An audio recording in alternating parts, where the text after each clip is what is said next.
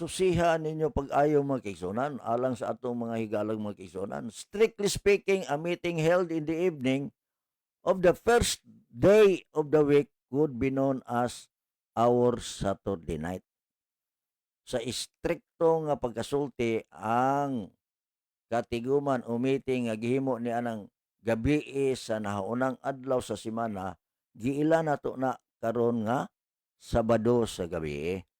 Kay ang nahaunang adlaw nagsunod man sa Sabado, no?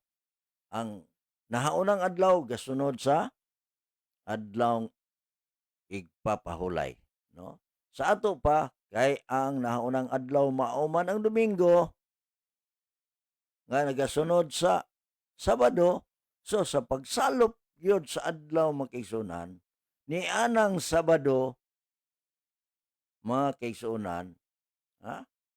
Nahaunang adlaw na na. So ang Sabado sa gabii nabutang na siya og nahaunang adlaw. Oh, mao na siya ang kwintada.